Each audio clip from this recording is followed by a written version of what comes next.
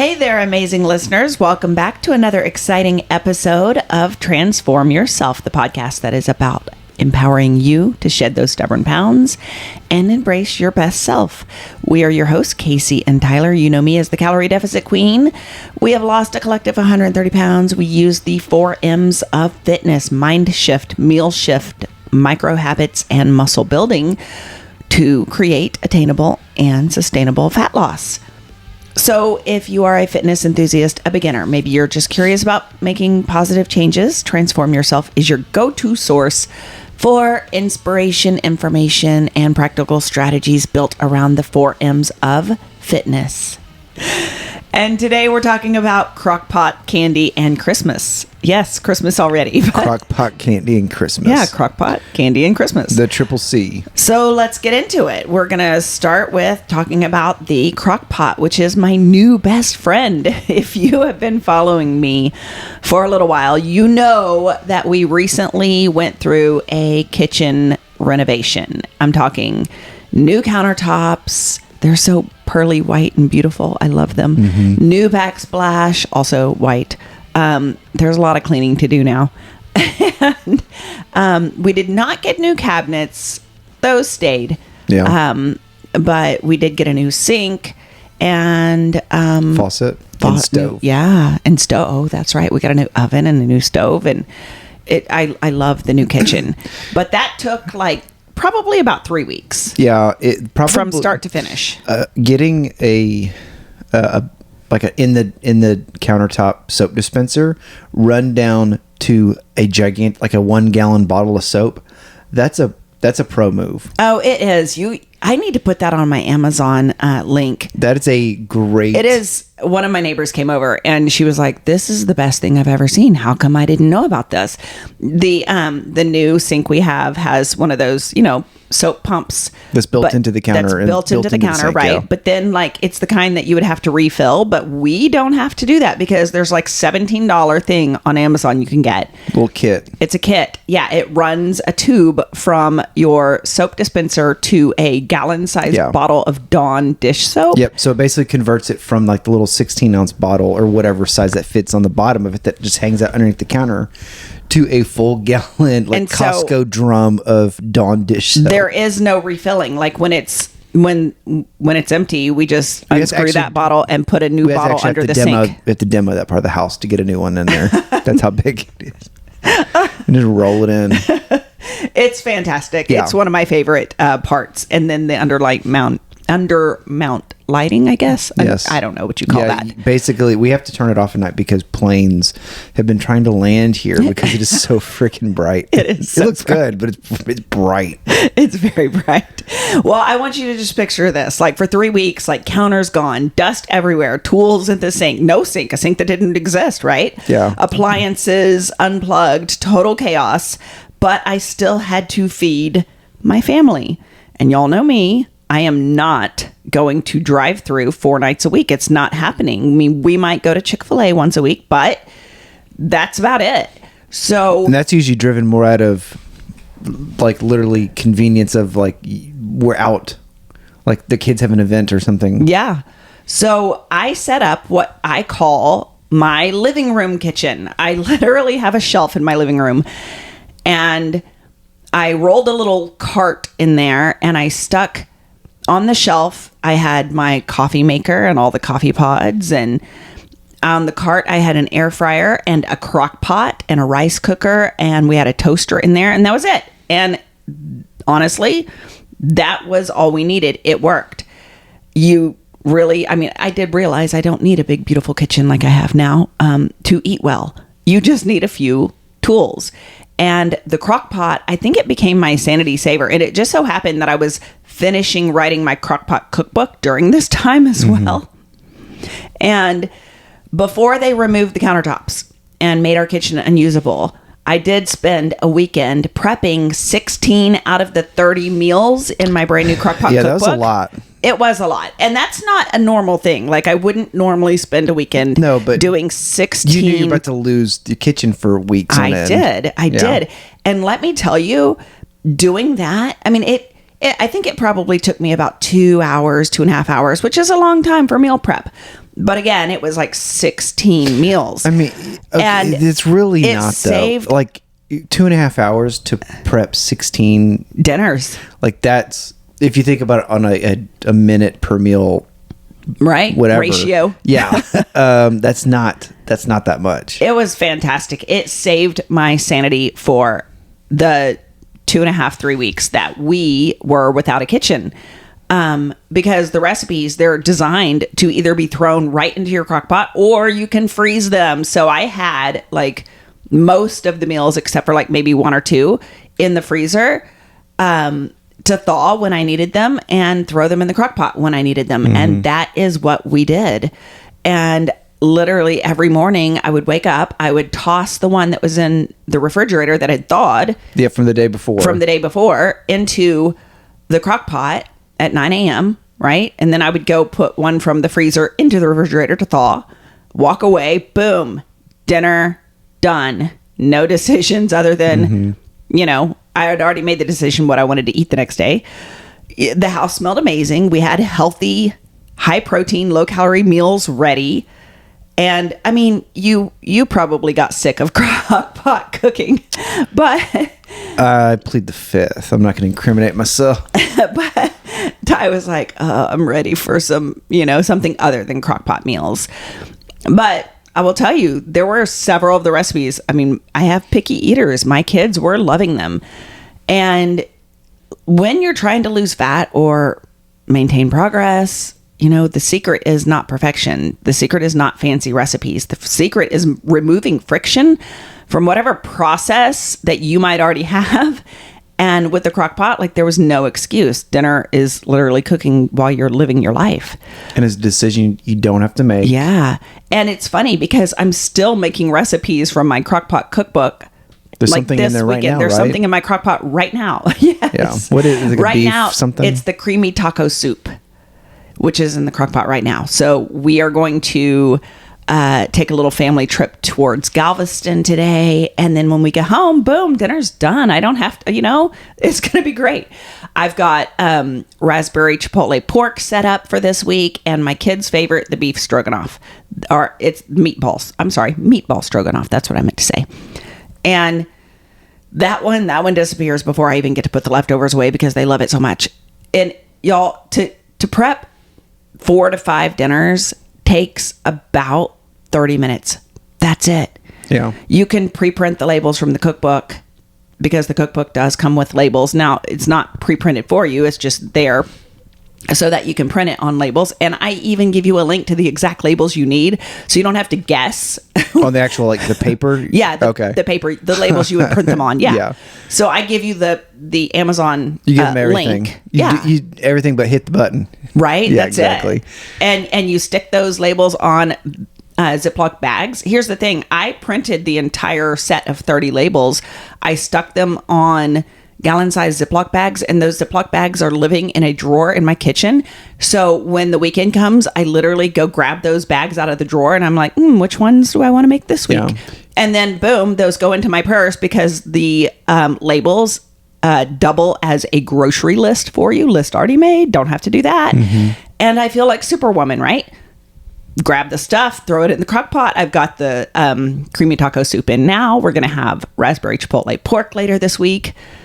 So yeah, if you've been struggling with dinner burnout or you feel like you never have time to cook, this is your sign. Get your crock pot out of that dusty cabinet. wipe out. Yeah, you need to wash it though. Yeah, probably got some old queso or something gross in it that you forgot about from 2 New Year's Eves ago. Right. But this crockpot system, it is life changing. I am loving it. It's Crocktober. It is Crocktober. You should make shirts.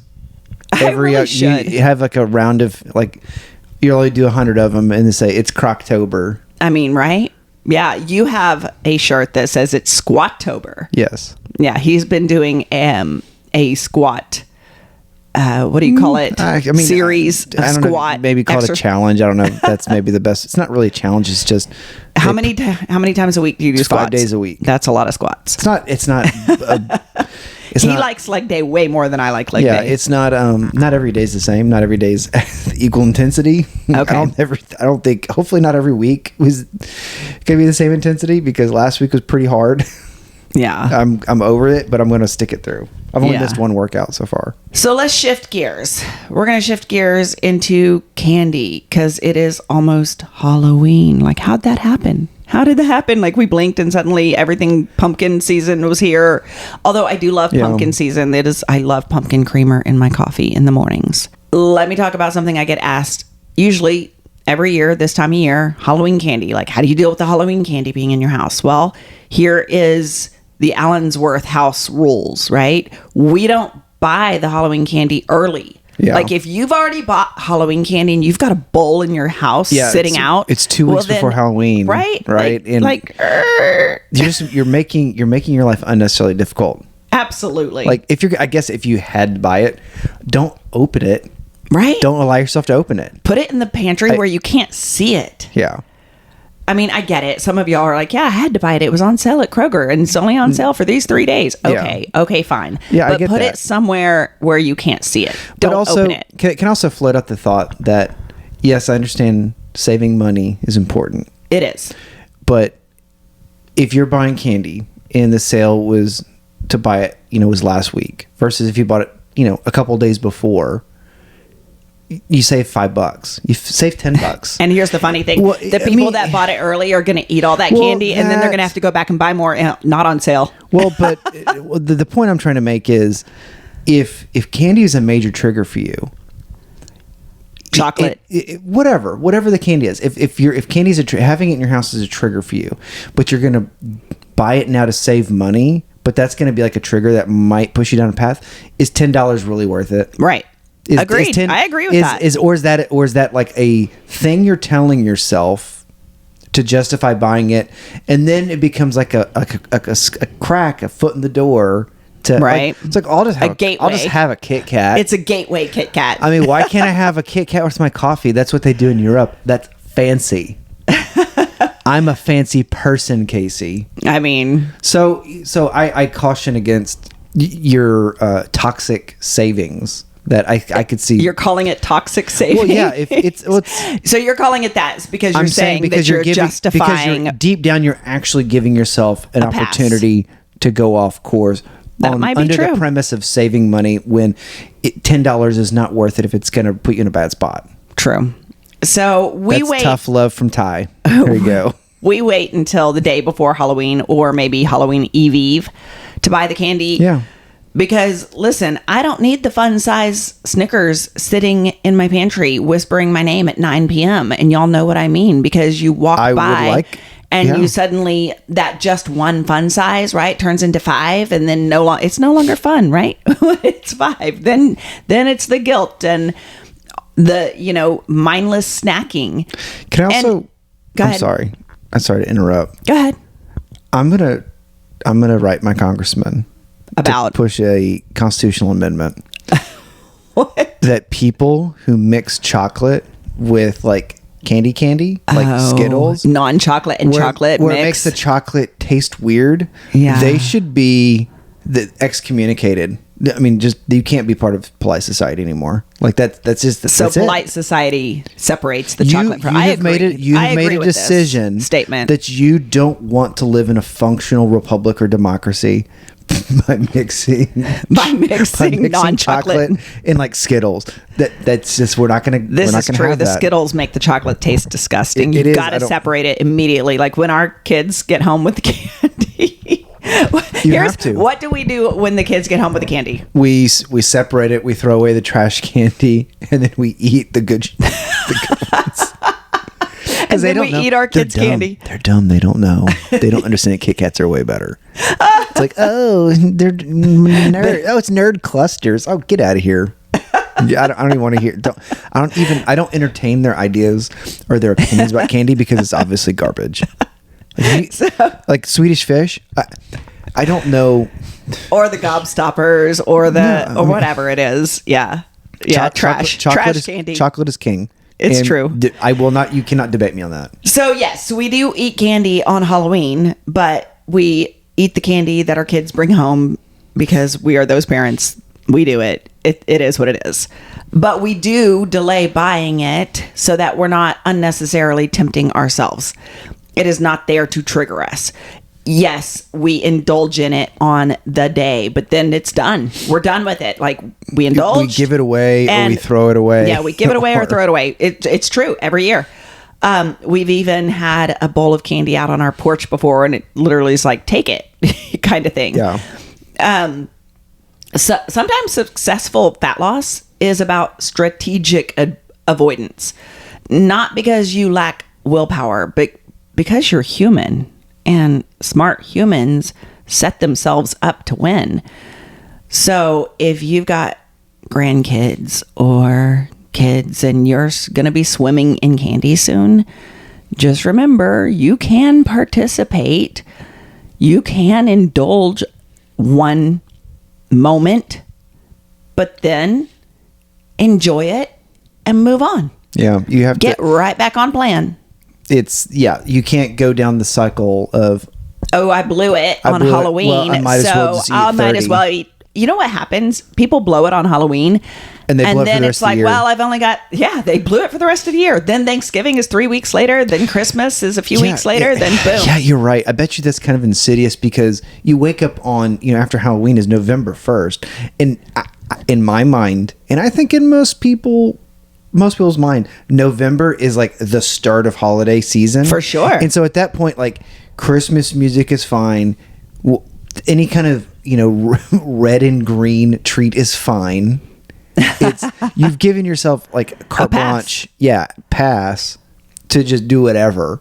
And so I bet you're right. I bet you more people blow it. Well, yeah, I think I don't know. I don't want to put a number to it, but a lot of people do. The average woman, and I'm not sure about men, but the average woman gains 5 pounds of fat between mid-October and December 31st. I believe that. That's a big deal. So a lot of times, here's the deal. If I have clients who are going to a bunch of holiday parties, they've got events stacked for November, December.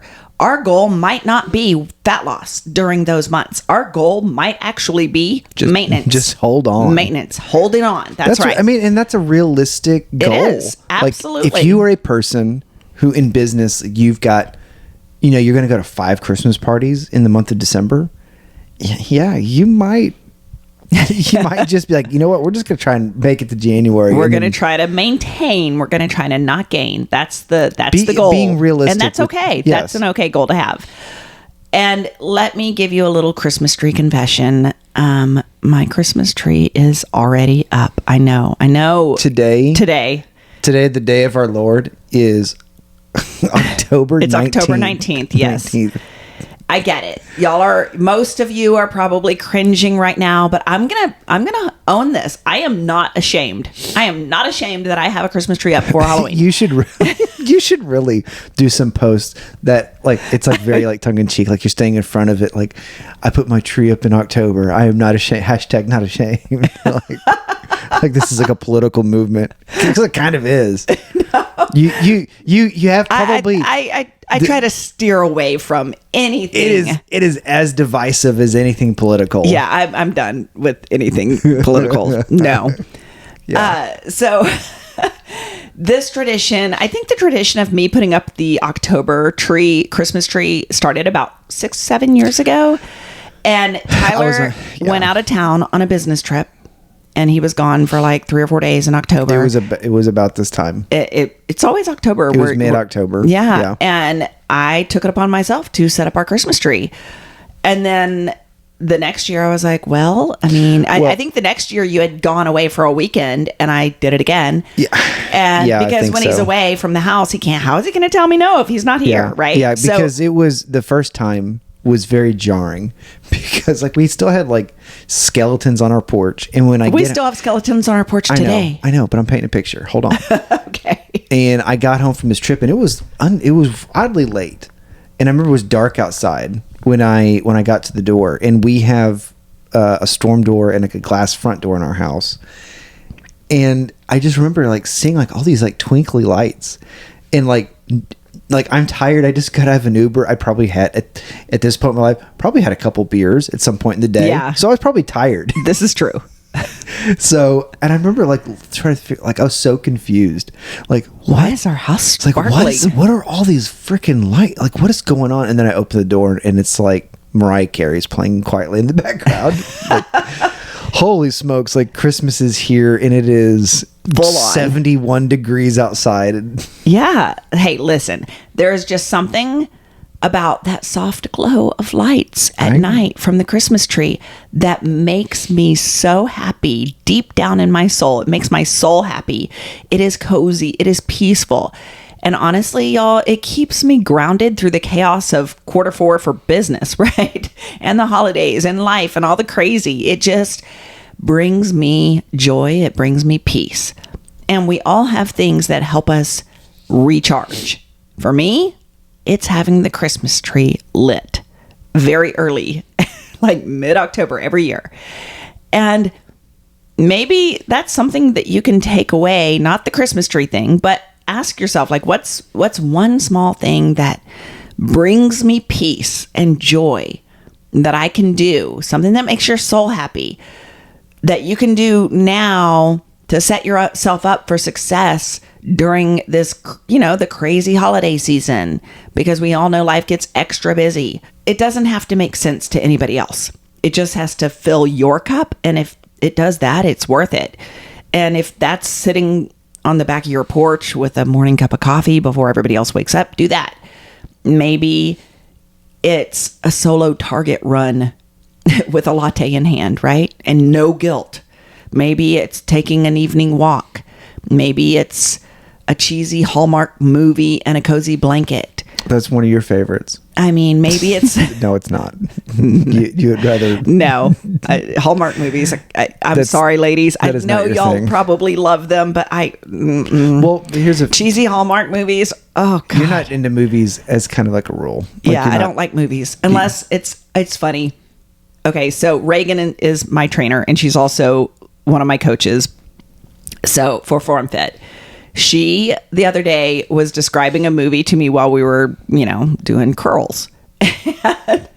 And she was like, "Oh, you would love this movie." I was like, "I would?" She goes, "Yeah, it's only an hour and a half." I was like, "Ding."